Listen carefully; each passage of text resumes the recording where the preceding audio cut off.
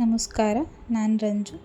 ಇವತ್ತು ನಾನು ಮಸಾಲ ರೊಟ್ಟಿ ಹೇಗೆ ಮಾಡೋದಂತ ತೋರಿಸ್ಕೊಡ್ತಾ ಇದ್ದೀನಿ. ನೀವು ಅಂದ್ಕೊಬೋದು ಇದರಲ್ಲಿ ರೊಟ್ಟಿಲೇನು ಮಸಾಲೆ ಸ್ಪೆಷಲ್ ಅಂತ. ಹೇಗೆ ಮಾಡೋದಂತ ತೋರಿಸ್ತಾ ಇದ್ದೀನಿ ನೋಡಿ. ರೊಟ್ಟಿ, ಚಪಾತಿ, ಅನ್ನ ತಿಂದು ಬೇಜಾರಾಗಿತ್ತಂತಂದರೆ ಈ ರೆಸಿಪಿನ ಖಂಡಿತವಾಗಿ ಟ್ರೈ ಮಾಡಿ ನೋಡಿ. ಹೇಗೆ ಟೇಸ್ಟ್ ಬರುತ್ತೆ ಅಂತ ಗೊತ್ತಾಗುತ್ತೆ. ಎಲ್ರಿಗೂ ತುಂಬಾ ಇಷ್ಟ ಆಗುತ್ತೆ ಈ ರೆಸಿಪಿ. ಫಸ್ಟ್ ಟೈಮ್ ನನ್ನ ಚಾನಲ್ನ ನೋಡ್ತಾ ಇದ್ದರೆ ಪ್ಲೀಸ್ ಸಬ್ಸ್ಕ್ರೈಬ್ ಮಾಡಿ, ಲೈಕ್ ಮಾಡಿ, ಶೇರ್ ಮಾಡಿ. ಬನ್ನಿ ಹೇಗೆ ಮಾಡೋದಂತ ತೋರಿಸ್ಕೊಡ್ತೀನಿ. ಫಸ್ಟ್ ಒಂದು ಪಾತ್ರೆ ತಗೊಳ್ಳಿ.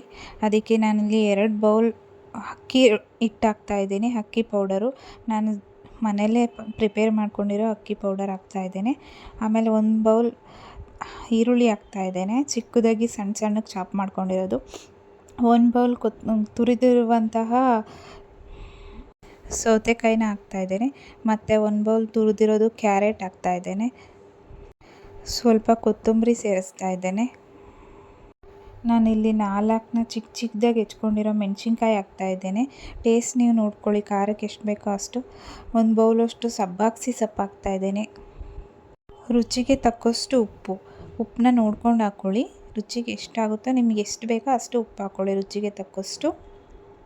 ಉಪ್ಪು ಹಾಕಿದ ನಂತರ ಇದನ್ನೆಲ್ಲ ಫಸ್ಟ್ ಮಿಕ್ಸ್ ಮಾಡ್ಕೊಬೇಕು ಎಲ್ಲದನ್ನು.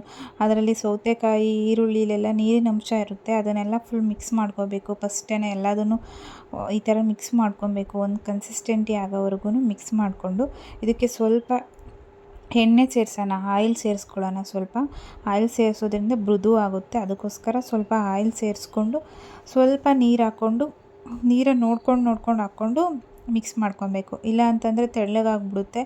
ಅದಕ್ಕೋಸ್ಕರ ನೋಡ್ಕೊಂಡು ಒಂದೇ ಚಪಾತಿಗೂ ಅಲ್ಲ, ಈ ಕಡೆ ರೊಟ್ಟಿಗೂ ಅಲ್ಲ ಅನ್ನೋ ಥರ ಮೃದುವಾಗಿ ಕಲಿಸ್ಕೊಬೇಕು.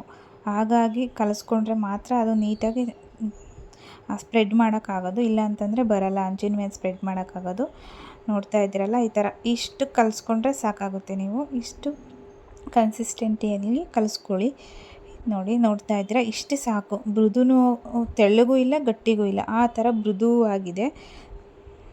ನಾನಿವಾಗ ಹೇಗೆ ಮಾಡೋದಂತ ತೋರಿಸ್ತೀನಿ ನೋಡಿ. ಇದು ಒಂದು ಪೇಪರ್ ಮೇಲೆ ಆಯಿಲೆಲ್ಲ ಫುಲ್ ಸ್ಪ್ರೆಡ್ ಮಾಡಬೇಕು. ಸ್ಪ್ರೆಡ್ ಮಾಡಿಬಿಟ್ಟು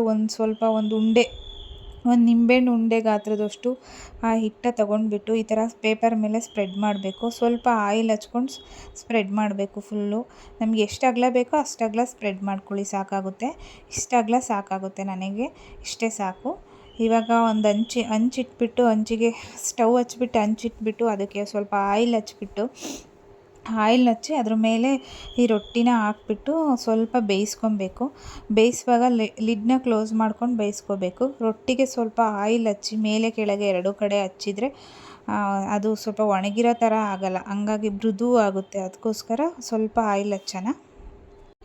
ಇವಾಗ ನೋಡ್ತಾ ಇದ್ರೆ ಲಿಡ್ನ ತೆಗ್ದಿದ್ದೀನಿ, ಯಾವ ಥರ ಕಾಣಿಸ್ತಾ ಇದೆ ಅಂತ. ಫುಲ್ಲೆಲ್ಲ ಈ ಥರ ಕಾಣಿಸ್ತಾ ಇದೆ ನೋಡಿ, ಎಷ್ಟು ಚೆನ್ನಾಗಿದೆ. ಇದ್ರ ಜೊತೆ ಗ್ರೀನ್ ಚಟ್ನಿ, ಟೊಮೊಟೊ ಚಟ್ನಿ ಯಾವುದನ್ನಾದ್ರೂ ಯೂಸ್ ಮಾಡ್ಕೋಬೋದು ನೀವು.